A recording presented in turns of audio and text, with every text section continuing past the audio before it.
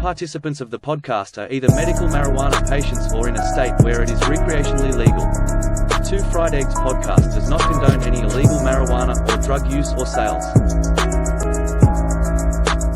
Yo, what up, everybody? Welcome back to Two Fried Eggs podcast. Once again, Bosch Gaming here with Dolph. How you doing, homie? It's been a little bit since we recorded, man. Bro, it's been almost a month since we recorded through the holidays. That's fucking crazy. Yeah, we recorded a whole bunch and got some episodes done, and then here we are back at it, man. See, you're puffing on your little flower over there, getting your thing done. A little bit. Yeah. It's just a dryer vape. It's nothing crazy. Right, Honestly, right. I've been using it for dabbing. Oh, have you? Nice. Yeah. Does it work pretty good for that? It works pretty good, man. It's got this little attachment here. You can see this little thing right here. So it's just like, for the people who can't see, what is it? Just like a little bowl almost, huh? Yeah, it's a Just little a bowl with metal a bowl. screen, Yeah. and it just sits down in the chamber here. Just put it up to like 460 degrees, Right. which is from what I understand, it's a cold vape. And for the people that don't know, also, you're just using it's a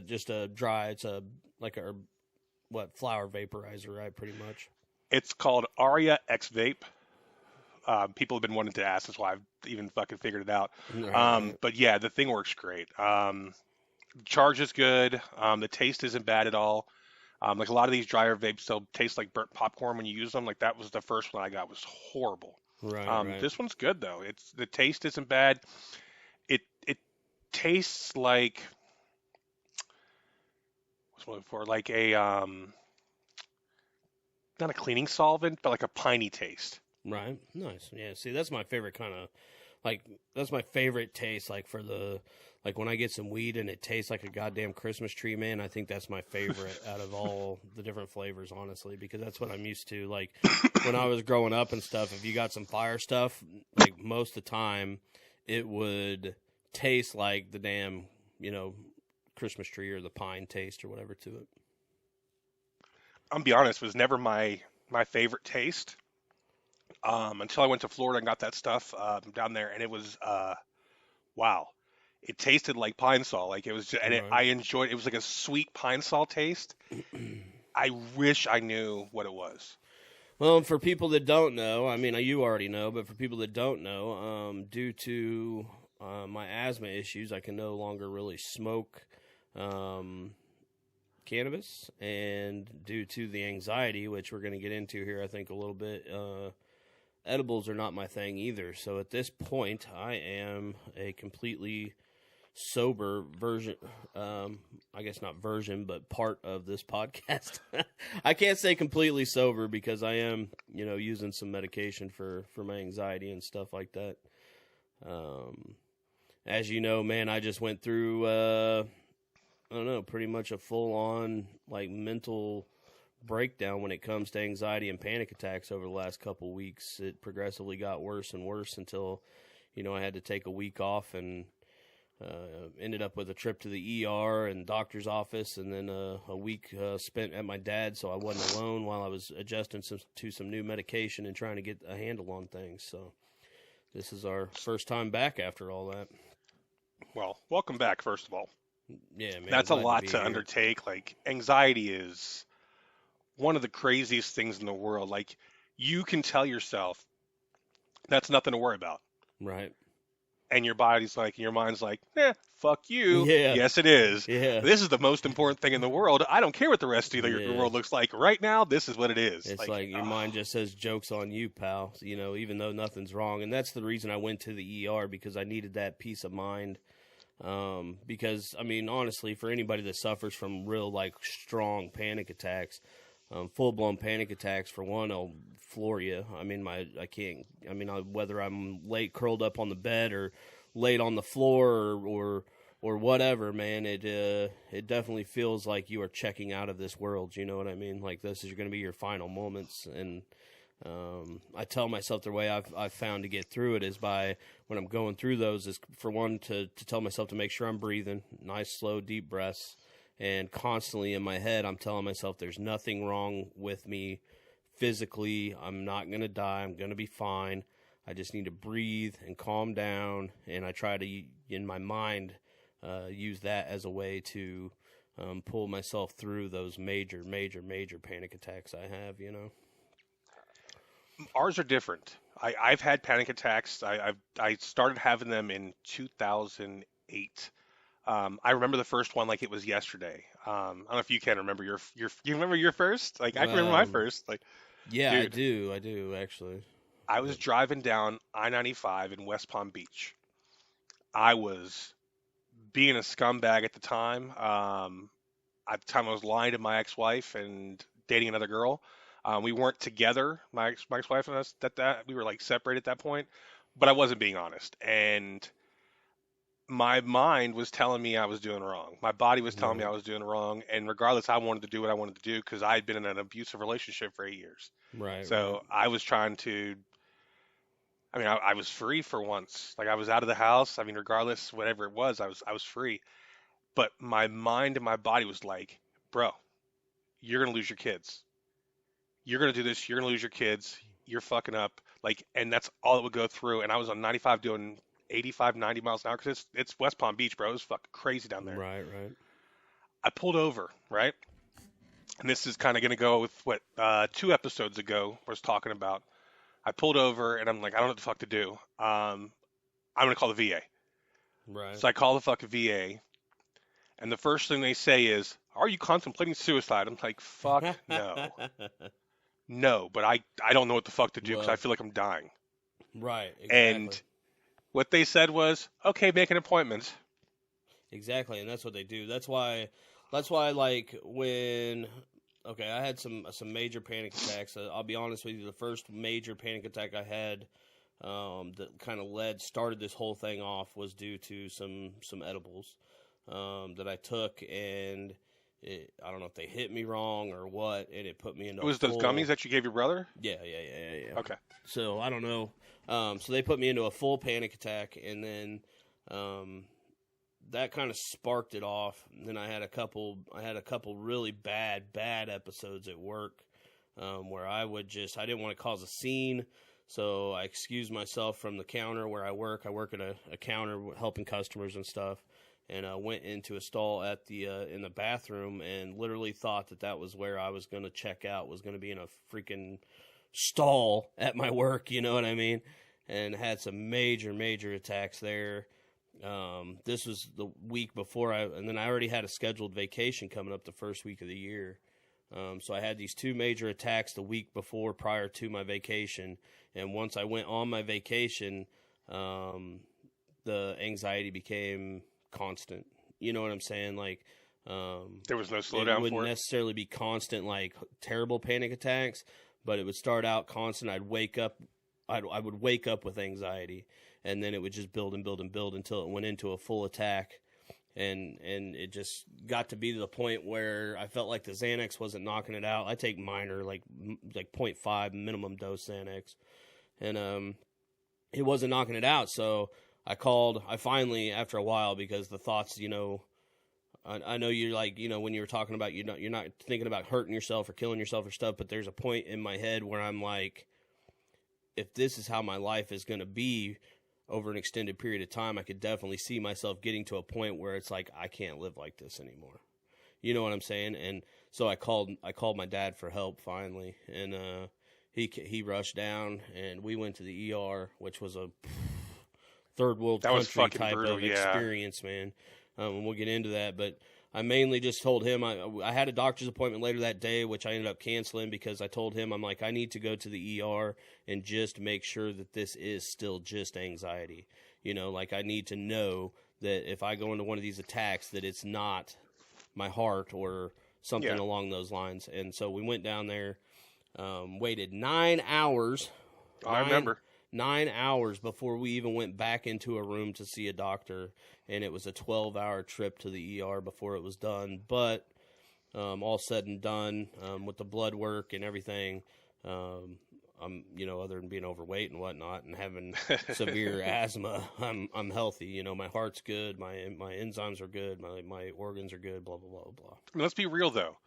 3 hours in the back isn't outlandish for an emergency room visit No. with everything. Like that's not a bad thing. No. The wait was what was crazy. Like it was literally 9 hours, and this place was. I mean, we had people behind me puking into trash cans. It was the whole waiting room was completely packed full of people. Then there's a hall. It's like the waiting room's like a big open room. You walk in, every single one of those seats are filled. People sitting on the floors. Then there's a hallway that goes down, and there's people lining the hallway all the way down the hallway as well. Some of the nurses said it was the worst they've ever seen, and this was on a Wednesday, right? I know. I remember. I was like, "What is going on?" That's the most insane thing I've ever heard. Like, I went on a Friday night. That's on me. Like, I understand that's a bad night. Like, people go in there to get their hydrocodone or whatever fixes for the weekend. Like, I understand people. It's a very busy weekday. Wednesday? Right. Yeah, it was crazy. I don't know. It was wild. I don't know what was going on, but they were literally trying to bus people out to other hospitals and stuff. But the other hospitals were it was all overrun. I don't know what was going on, but so anyway, we found out everything was all right, but. As you know, I couldn't be at home alone, so I decided to go stay with my dad. The night after the ER, I went home because it was late, and I stayed here at my house, and then I woke up in a full-blown panic attack the next morning and called my dad laying in my bed freaking out saying, I need your help again, I need you here. So he came down. I had a doctor's appointment later that day, which they ended up switching my medication. So now I'm taking, it's that Thursday. So now I'm taking, for one, my prescription went from 15.5 pills of Xanax would usually last me 3 to 6 months to where now they've upped it to 60 pills, and said that they want me to take as needed, obviously, but up to 3 a day. And so far I've been doing all right, man, on just taking one in the morning. I wake up, and the first thing I do, I have a bottle of water, and I have the Xanax there. I wake up, I take a 0.5, and so far that's been getting me through the day with the help of the Prozac. So, but that's what I'm saying. They also put you on different medication for the maintenance medication, which is the most important thing. I was taking a pill. I was taking it's off-brand. I don't know what the actual name brand of it was. But I was taking citalopram originally, which was that's an off-brand to one of the other major deals. But I guess citalopram concentrates on a different chemical in the brain, and Prozac, I used to take it when I was younger. Concentrates on a lot of different things, but it's also not just anxiety. I mean, it's a whole list of everything, like from my PTSD to the depression to the anxiety to, all these different things that Prozac actually helps, where the citalopram or whatever I was taking was more just focused on the anxiety part of it. So it wasn't, the doctor was thinking maybe it wasn't enough to kind of, it would help the anxiety, but with the depression and the other thoughts going on in my head and the PTSD, that it would still overtake and still cause allow the anxiety to come through. So we'll see. I'm only a week on it, but I mean, I'm here, I'm doing the podcast, and I've streamed the last 2 days for, 3 hours or something, but. I mean, I didn't know if we'd ever get back to right here, right now. Honestly, no, I didn't either. Talking to you, yeah. I told Karine, I'm like, Karine's my wife, if you guys don't know. I was like, I don't know what's gonna happen. Like, I know I'm gonna keep going on, right? But I don't know if Bosch can be with me or not. Well, as you being one of my very best friends, man, I was just trying to be as open, as honest with you as I possibly could. Because me personally, I didn't know if we'd be sitting here doing another podcast or not at that point. I really didn't. I didn't know if I'd get back to a point where I could do it anymore. And even if you wouldn't have, I'm just like, I had this internal conversation with myself. Like, even if you wouldn't have, it wouldn't have upset me in the least. Like, I mean, it would have upset me that you weren't going to be with me, but I would never have been mad at you, because I understand that your intentions right now and your everything that you're doing right now is to better yourself and to better your situation with your health. How the fuck could I be upset with anybody for trying to take care of themselves? Like, I've had people like, I just can't do this job. I need this. I need that. I'm like, okay. Like, okay, no problem. Like, you don't want to be here. It's not a big deal. Like, I understand that. I guess that comes with wisdom, age. Right. Yeah, and I was just, like I said, is with you being maybe a good... Builder could shed some light on that. Yeah, there you go. That old fuck. But it was Let's just one of the things where, Yeah. Builder, if you're listening to this, message me, you prick. But I was just one of them things, man. Like, I didn't want to tell you, hey, I can't do this anymore. But at that time, I just didn't have the answer. You know what I'm saying? Yeah. And I'm glad to be back to a point where we're sitting here and we're talking about it now, you know. Well, I think one of the biggest things that I've noticed about you is you're extremely driven. We both are. That's why we're doing things outside of our normal jobs. We're not just trying to do a 9 to 5. We're trying to get ahead in life. And honestly, I really enjoy doing this. Yep. You put an astronomical amount of pressure on yourself to make it, rather than just letting it happen. To me, I need to let it happen organically. I don't need to worry about it. Like, I specifically don't I mean, every morning I get up and I look at our YouTube channel, I look at our analytics for there, and I look at our analytics for through the RSS feed and everything, and I see what's working, what's not. Like, yes, I do that. But after I'm done looking at those sites, I don't think about it the rest of the day. Yeah, see, and I'm not. Like, it's constantly there. But it is my day, though, too, as well, because, like, what I was doing before, which I'm trying to back off. For one, I haven't put out any shorts in about a week. I think you I'm were going going crazy with another with those. one. I was. And what was getting me is because I was trying to do the podcast, which, you know, isn't super time-consuming with the episodes. I mean, I can work that in, no big deal.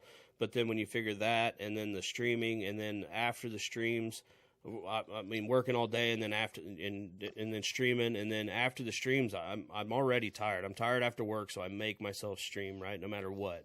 Like, there's days I'm fine. There's fine. Like, I love streaming, don't get me wrong.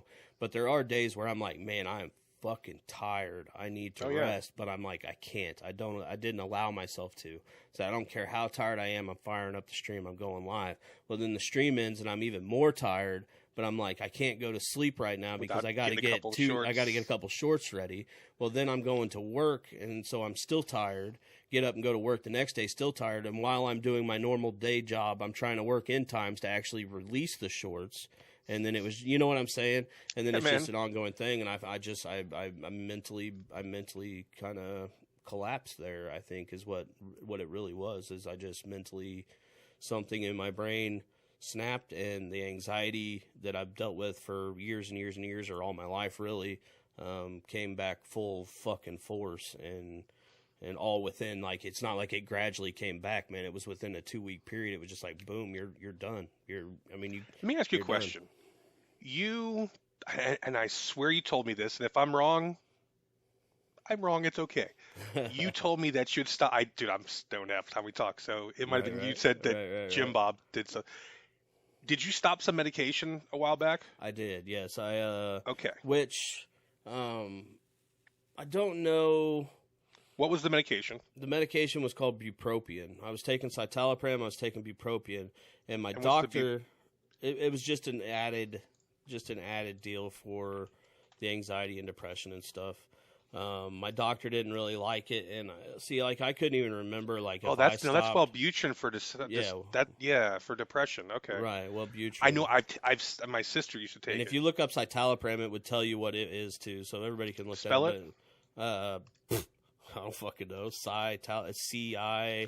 I got it. Yeah. It is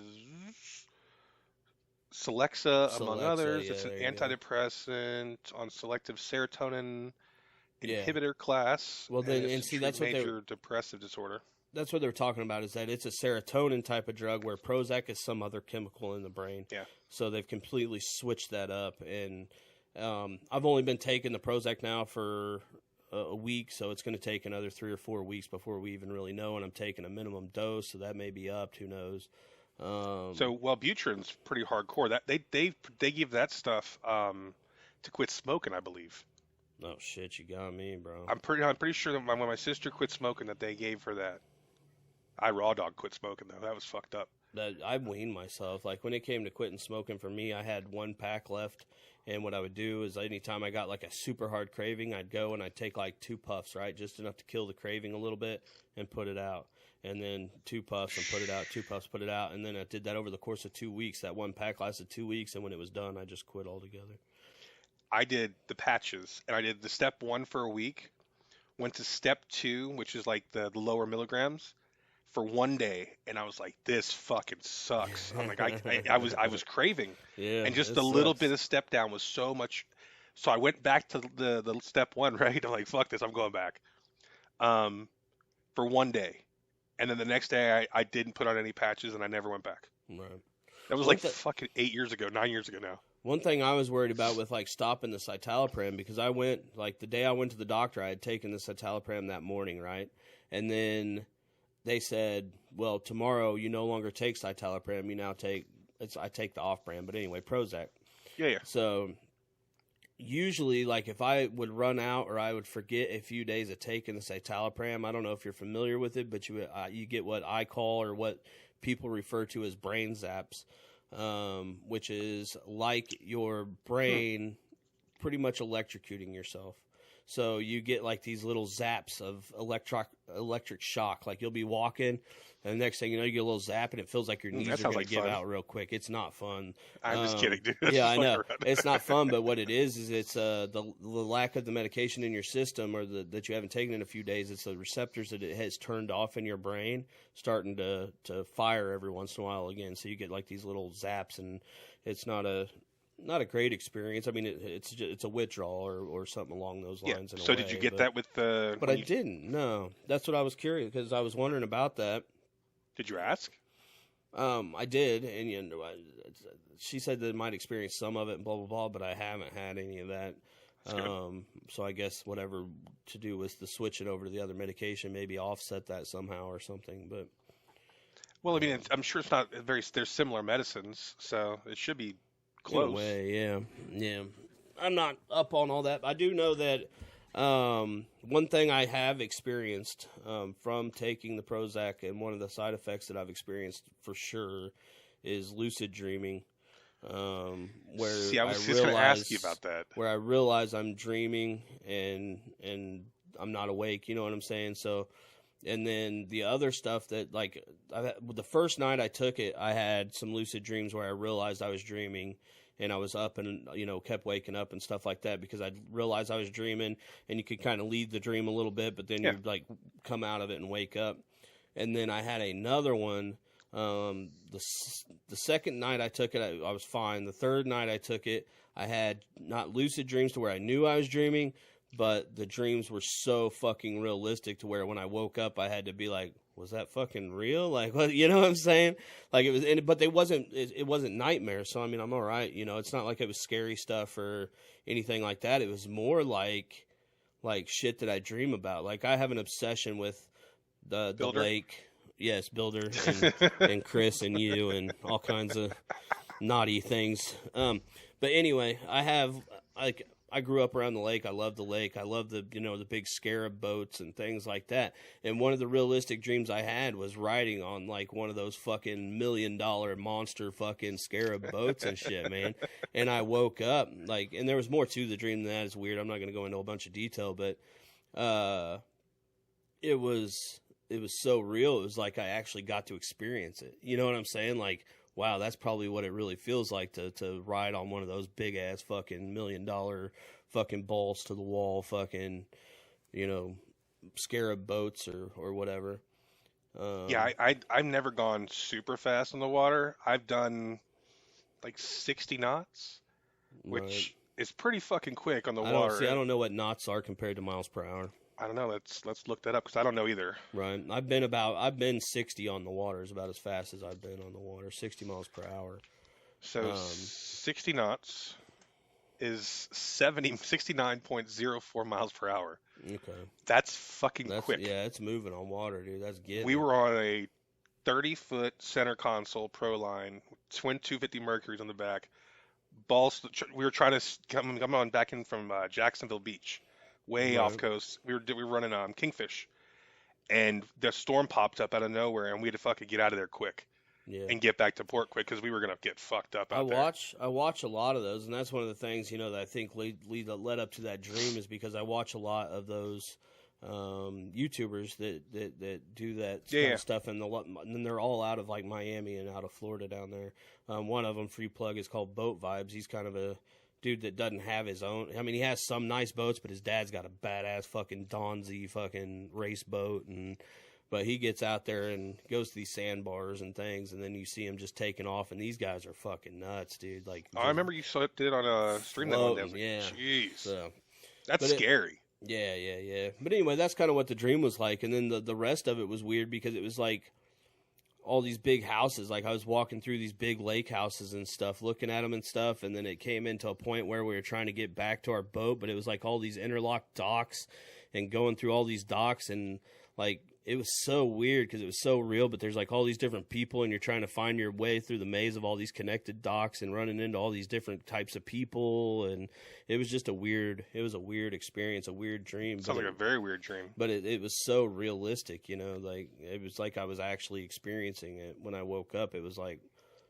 wow, like it almost felt like you had left your body where you were sleeping and went somewhere else and actually experienced this stuff and then came back to yourself and woke up. You know what I'm saying? So it was it's been an experience. I didn't notice anything last night though. So, and I did research, and actually I didn't research. I got my pharmacy actually sent me a text with a video on the medication, and it said specifically that the lucid dreaming and all that stuff is a common side effect when you first start taking it, but usually the longer you take it, it seems to taper off and things get back to normal. You're the person that watches those videos.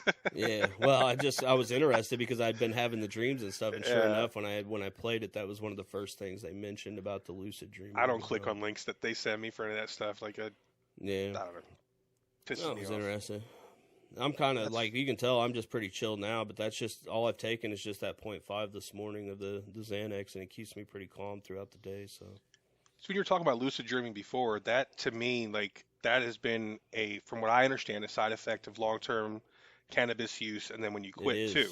Yes, it is as well. So that could be playing a part of it because, I mean, I've quit all cannabis for the last 2 weeks. I've also quit coffee. I haven't drank any coffee, which I'm a big coffee drinker. I was a big coffee drinker. For about a week and a half, I went no caffeine. I was just drinking water because the drinking of the caffeine would give me anxiety. Yes, sir. And weird things like having to go sit down to use the restroom would give me anxiety and put me into a panic attack more because like the feeling in your stomach maybe, and then also the fact of almost feeling trapped, like even though you're not trapped, but just having to sit down to use the restroom, feeling trapped. Or I would have panic attacks when I get in the shower because you're in the shower and kind of feel kind of trapped, you know. Anything like that, just general stuff that you do every day and don't even think about was just putting me into to full-blown panic attacks and shit. That's crazy. Yeah, I get it. Like I said, I've been there. Just to keep having them for little triggers like that when there's nothing wrong. There's nothing going on. Yeah, and with stuff like that, this is prior to going to the ER and getting the meds changed, but this little stuff like that, man, so I was having them not just, I have a panic attack. Usually I'd have a little panic attack. I'd take my little 0.5 Xanax, 10 minutes, and I'm done. I'm back. My day's good. But this was boom, boom, boom, boom, boom throughout the day. And that's when... that's life altering. You can't function. I couldn't function. I got to where I was sleeping, 15 hours a day and just staying in bed, for a few days. You've had everybody worried, bro. Yeah. Your whole community, they reach out to me because they know we're close. They know we talk so much. They reach out to me. I love it. I love that we're that close that people actually give a shit about you and me. We care about each other. It's not just, it is a gaming community. It is that, but it's so much more because we're men supporting each other. And I can't say that we're all men here because we have some amazing women there. Crazy Shay, Aaliyah, Peels. They're all amazing women. They hang out with us too. But as far as the guys that we hang out with, I've found so much support from them and the positivity from them. Oh yeah, major. Through all of this, and even through the last year that I've been. It's been about a year and a half since we've been hanging out like this. Dude, it's crazy. Yeah, every single day, Peels hit me up at least 2-3 times a day, minimum. Every single day I've been gone from streaming, she's hit me up. Builders hit me up. You've hit me up. I could go through the list, man, but there's a list of people that were hitting me up. And just to show support and stuff, which was really, and there was times when I'll be honest with you, I would look at it and I felt bad because I just, even there for a little while, just looking at my phone or anything to do with the computer or anything was a trigger as well. But then, once I started to get a little better, I started being able to respond back and everything. But it meant the world to me just to see. And I was even telling my dad, I'm like, man, I got people messaging me from all over the freaking world right now, checking on me, making sure I'm all right, which is crazy, because I sit here in this house, and when I was going through all that and whatnot before I called my dad for help and stuff, you get that in your head that you're completely alone. Like, there's nobody. Like, I'm here, I'm going through this, I'm by myself. And realistically, that's your brain playing tricks on you, because I'm far from alone in this world, that's for sure. And no doubt. The community and the support that I've received from this shows that firsthand, So. Oh yeah, I told you I got Peels to agree to come on here, right? Yeah, she actually talked to me about it too. I told her that'd be awesome. We'd get kind of a female view in the gaming world and stuff, because their gaming experience is a whole lot different than ours sometimes, being a female in a male dominated. Not it's so much anymore, but I mean, still the majority of people that play video games are still men. It's the target audience, yeah. Yeah. So it'd be interesting to get the female view of what they deal with as being gamers and stuff. So I'm looking forward to that episode for sure. Yeah, and plus Peels is just a cool chick, man. She's just an all around caring and genuine person. So it'll be cool to sit down and talk to her for sure. Oh yeah, we hung out last Friday. I told you she hung out. We just went on Discord and I was playing Skyrim. Yeah. And just the company was just so much fun, and be able to like vent, like, and not be judged or anything like that's one of the biggest things that I've found out of this community, out of the people. We can sit there and we have fun, we joke with each other, we talk shit to each other. Like that's what we do. But when it comes down to it, if I need I need to level head, there's someone out there in this community that I can say, hey, I need to talk. And whether it's her or you or one of the Chris's or like Builder, Tack, I mean, Builder was they're huge, all out there. Man. Builder and I have talked a lot over this last couple of weeks, man.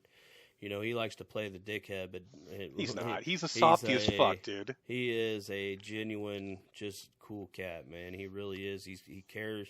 He genuinely cares about me, and I know that, and I genuinely care about him as well. And yeah, man, he's a cool dude, man. He's a fucking softy. We're definitely lucky to have him a part of the community. That's for sure. So, absolutely, man. It's just crazy. Like earlier today, I was responding to a tweet, and it was talking about friends in this day and age, and what's the problem with friends this day and age? And I'm like, because people believe that they're disposable. Yeah. Think of it.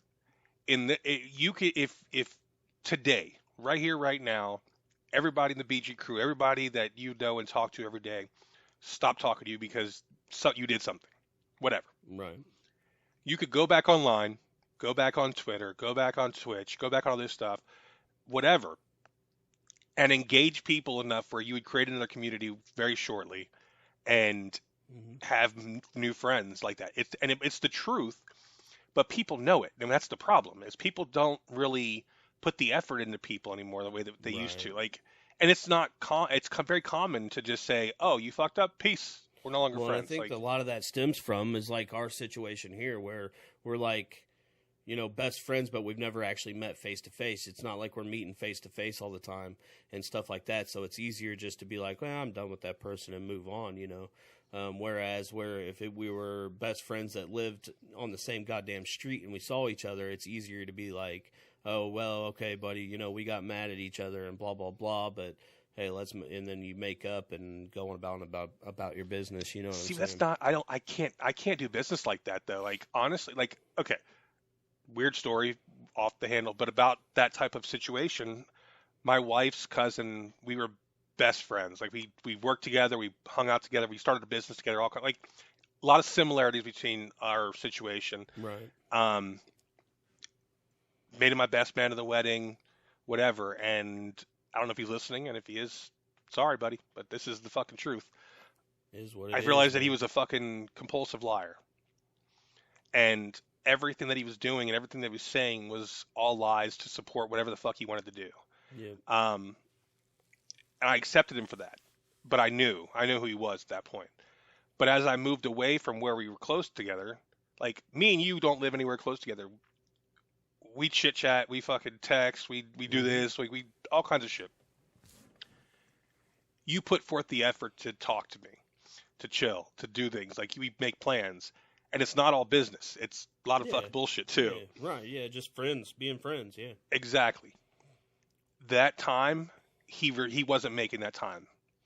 And I realized for about 6 months, I was the only one that was reaching out, and he wouldn't respond half the time. And when he did, it would be 3, 4 days later, whatever. So it's Right. just, I realized that I was trying to push on a friendship that I still wanted because I needed that. Right. And once I let that go and realized that he wasn't trying to be my friend, he wasn't trying to be there. He's still family. It's my wife's cousin. We're still like, we're cool. Like, I'm never Right. gonna say anything like that. We're not homies or anything. Like, that's I mean, cool. But go from more of being friends to acquaintances type of thing, you know. to go from brothers to acquaintances is what it Right. more is. Because I would consider that, like, I trust that fool with everything and anything. Like, I moved up to New Jersey to build a company with him, Right. and it didn't work out. But that's not any of the reason why any of this happened. But it's just crazy, man. Like, I even to this day, I still watch his Facebook post. I'm cheering for him from afar, but I just can't put myself in a situation to be out like that. Well, and I deal with that a lot, and you'll find that too as this grows, that you make a lot of very, very close friends that you feel are close friends that come and go in the streaming communities and things like that. Like, I've got people that, I mean, I could name a few. I'm not going to name them, but there's several. I mean, more than I can count on both hands that have been a major part of my community that have come and gone. And it's just, I don't know. Unfortunately, it's part of it, you know, and not always easy to deal with. But the good thing about it is that it seems that there's, as long as you keep going and keep doing what you're doing, there's always somebody else that comes in and fills that spot, and maybe even in a better way a lot of times, you know, and becomes a better friend than what they were, because obviously, I mean, I hate to say it, but they weren't as good a friend as they were, as you thought they were, if it played out that way. So I know I've said this before. I don't know if I told you on the stream or on this. You ever listen to that song by Slim Thug, Church? I think I sent it to you. Oh, probably, dude. I'm so terrible about names of songs and shit, bro. But it's got a it's. I think we talked about this last fucking stream. I was so stoned, I don't remember. Oh god. But it talks about putting. Jeez. Bro, the last stream I was fucking fried. Yeah, bro. I mean, last podcast I was. Yeah. Oof. But it talks about putting people in your life for a certain amount of time to get you through a certain place, Mm-hmm. and being okay with that. And Yep. if they're in the right place, in the right mind, in the right time frame, then do it. If not, I don't stress people like that anymore. And it's true, man. I mean, sometimes people come into your life and they're there for a certain period of time, and then your paths go separate ways, and that's just the way life works sometimes, you know.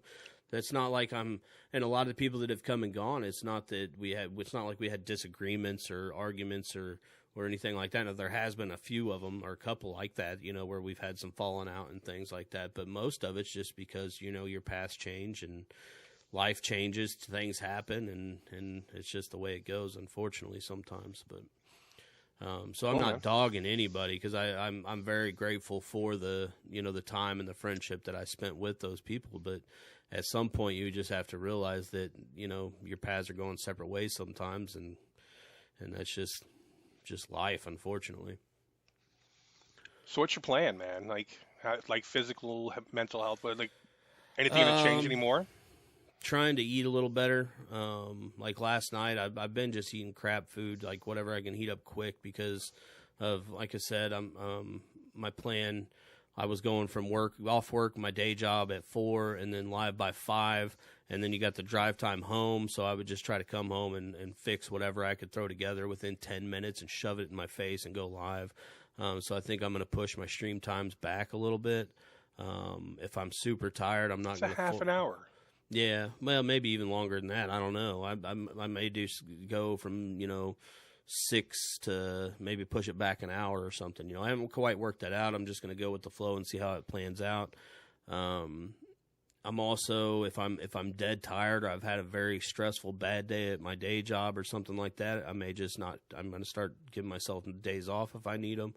Because even on my days off from streaming, I'm still not days off because I have my daughter. Yeah. I've got, you know, the shit to get done that I'm not getting done through the week because I'm streaming and working so much to get caught up on, whether it be laundry, dishes, cleaning the house, you know, normal stuff that everybody does.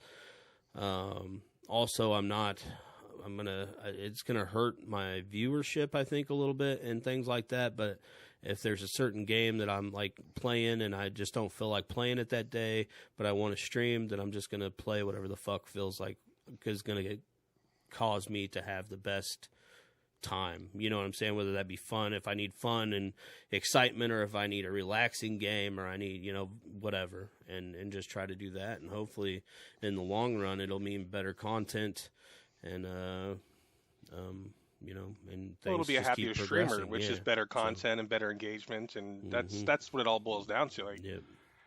I'm telling you, I've said this twice to you now. I'll say it the third time. The week before you went on your little hiatus, your streams were not great. Like your Right. RP was amazing, but as far as like the chat engagement or whatever, it lacked the energy that you used to bring. Well, because And even during those times, I mean, the you were anxiety and blowing stuff up, was yeah.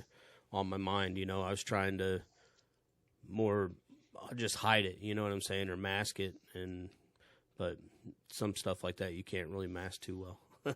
I got to be honest though, it takes a real man to admit when he's having issues like that, and to go out and not only to go out and get the help, but also to be public about it, like you and I are. Honestly, like we both have been putting our issues out on Front Street so that it can create some awareness for people. I just don't want people like myself, because I don't, like, even with doing this and stuff, when I told you, man, I felt completely alone, even knowing realistically that I'm not. But you get in those points in your brain and stuff to where, like, especially with me, like living on my own and stuff, to where I'm sitting here in the house and I'm like, I mean, I have nobody. I'm here, you know, I have nobody, and it's your mind just playing tricks on you. And if just listening to this can allow somebody to realize, hey, you're not alone, or it's okay to fucking call your family, call your friends, tell them, hey, man, I need fucking help. You know what I'm saying? And when you really put yourself out there and let people know that you really need help, you'll find out that you have more people than you really think most times. If you're listening to this and you need someone to talk to, I respond to my DMs all night. Messages, anything, man. At Two Fried Eggs Podcast on Twitter, DM me. Let's talk. Like And I'm Bosch Gaming on all socials, man. The socials, Discord, I mean, everything, man. I respond to every message, dude. Every message that I get on a video or in my DMs or anything like that, I try to make a point to respond to it in a very timely manner. And especially if I get a message to where I see it and it's somebody having some issues with some kind of mental health or something like that, man, I may not have all the answers, but I'm definitely, you know, open to try to do what I can. But it helps to have someone to talk to, though. Like, in all honesty, sure. like that's when it comes down to it. Like those suicide hotlines, they're nothing. Like they're nobodies really. They're just people there that are willing to listen and talk people through their, like, just listen and talk through it. Yep, absolutely. They're not licensed therapists or anything like that. They're not doing anything. I mean, let me phrase it.